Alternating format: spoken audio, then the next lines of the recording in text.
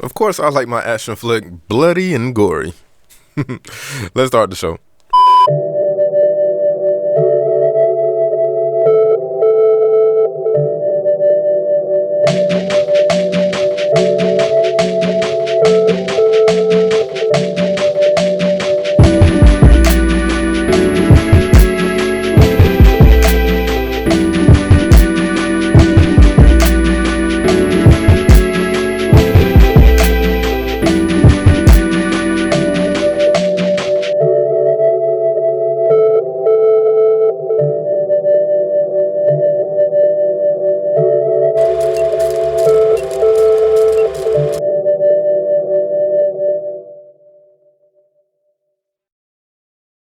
Demon City is a live-action movie that was directed by Seiji Tanaka, who also directed the movie Melancholy.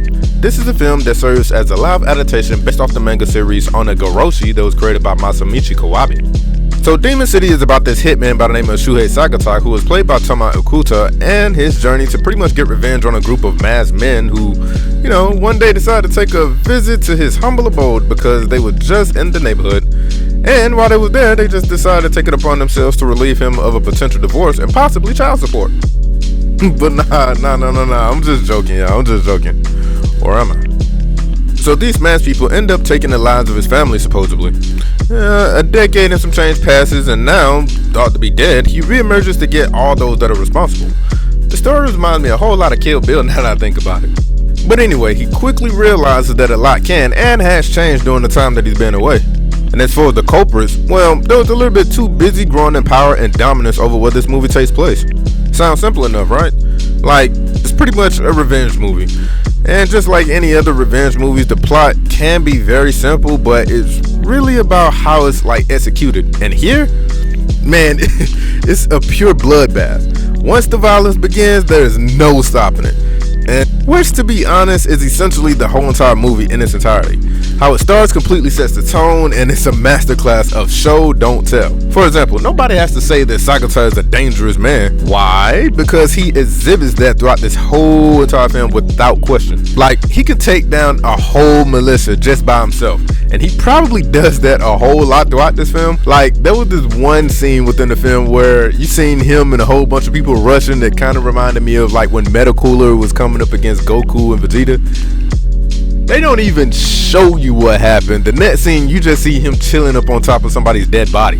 I thought that was kind of hilarious. And with the title like Demon City, it would kind of be expected for the viewer to believe that there is, in fact, a literal demon somewhere within this movie.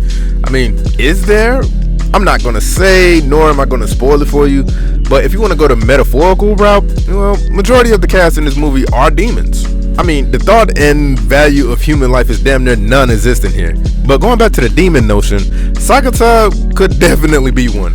He isn't big on words and he's very stoic. And I mean, he isn't your typical human because this guy gets shot, kicked, beaten to death, stabbed, and he just keeps coming for his enemies like he's just a possessed corpse. Like, coming up to the end of the film, he even looks like one, as if he's like devoid of humanity. But as the viewer, I can understand because the only thing that kept him tethered to his humanity was pretty much taken away right in front of him. Speaking of demons, let's talk about those fight scenes. In them, he did a couple of things that kind of made me question exactly if he is human or like a demon. Not because of his martial arts, but simply he sent some people flying, and I was like, he doesn't even look like he'll be capable enough or even strong enough to accomplish some of these feats, in which I guess during my first viewing kind of plays into the mythos or legend that's been repeated a few times by the antagonist. And what I mean is that it kind of plays in or teases the fact that he could be something of supernatural or demonic essence. Essentially, it teases the supernatural elements throughout the film. And I can't lie, like, there's been a couple of times throughout the film while I was watching where I was like, maybe Sagatai is what I think he is, or maybe he isn't, or maybe he is a demon, but then again, maybe he's not, or maybe, just maybe the antagonist is, or maybe he's not. But then again, maybe the antagonist is a demon, but in a metaphorical way. Like, I was just going back and forth through all of these notions, and it just leaves the viewer in a case of suspense until the credits roll. Now, throughout this review, you haven't heard me mention about any other characters, and there is a good reason for that. Other than the antagonist and one specific other person, most characters don't even stick around long enough to have any semblance of an impact. We don't spend that much time with them to the point where we have any attachments to them, and nobody is exempt from this notion. This goes for the bad guys, and supposedly the good guys the viewers are probably rooting for. Like, they all make their introductions, and probably like a scene or two later, they make their exit. We end up feeling like a certain character at the end of the film. Speaking of that, there were like 2 revelations that kind of made me felt like it was thrown in there at the last minute to serve as some type of explanation for what was soon to come, or, you know, as if it's like a sequel baiting or something like that. But unfortunately, it quickly goes, leaving me to wonder what was even the point of the writers even putting this into the film. One of those revelations included a somewhat backstory to somebody that we as the audience have no investment in, neither do we even like or care about. If there was going to be like a sequel to this film, then maybe I will understand it, and it will probably be an interesting continuation of the plot.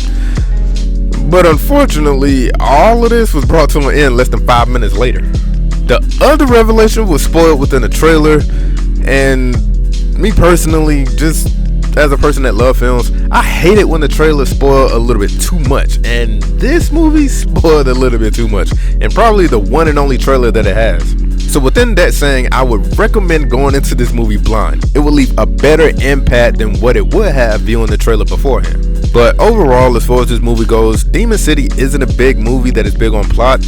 Instead, where it shines is in the violence and action-packed fighting scenes. Visually, there are some of the best that I've seen within a minute. Limbs and bloods flying left and right, and it's definitely brutal. Now the question is, would I recommend watching this film? Sure, if you're looking for something to turn your brain off and enjoy the spectacle that is Sagatama massacring everybody.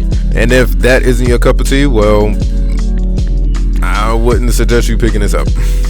After this review, you can watch this film via the subscription-based Netflix. Until next time, peace.